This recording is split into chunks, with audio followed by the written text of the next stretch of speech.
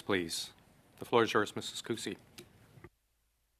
Thank you, Chair, and thank you to our witnesses for being here today. Imagine this. You are a public servant. You are someone who has made the decision to come and help your country. I made this decision. I personally made this decision as a member of the Canadian Foreign Service. You swear that you will act in your best capacity possible for the best interest of this country. Now imagine that the worst situation for your nation occurs since wartime, a pandemic, and you are forced to make the best decisions possible that you can in your position for your nation with the information that you have. You do your best, you navigate the system, but things go wrong. The application that you are working on ends up to be a $54 million boondoggle, a stain on the government, which is already neck deep in boondoggles. Another instance of possibly unethical behavior by this government, and certainly incompetent behavior by this government, and a definite lack of oversight. But you tried your best because you were a public servant. The stress of the investigation of this $54 million boondoggle gets to you. So you go on medical leave and you think things can't possibly get worse.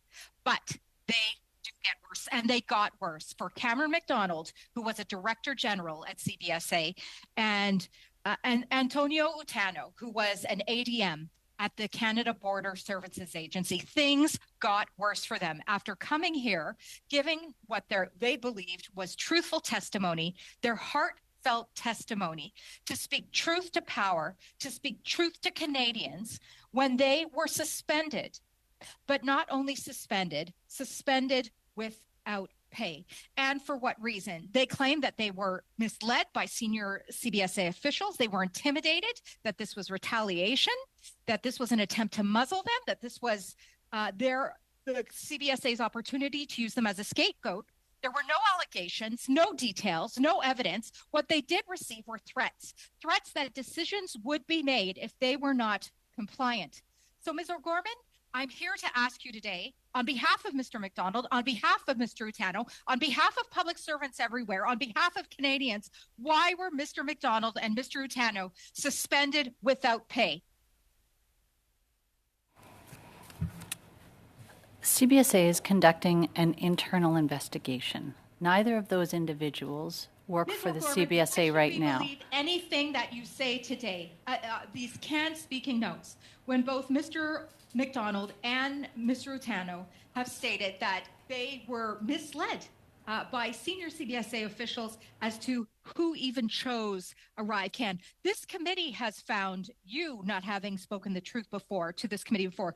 There's no reason we should believe this. Can you tell the committee then, what evidence do you have of Mr. McDonald and Mr. Utano for their suspension? Can you share with that, please? What evidence do you have for this committee? I'm not using speaking points, and I don't believe I've been informed of not having told the truth to this committee. I did not take those actions. They don't work for me. Well, we would like to know what evidence you had. That was my question. As well, their legal fees were being paid until this point of their suspension, and now they're no longer being paid. Why did you suspend paying their legal fees?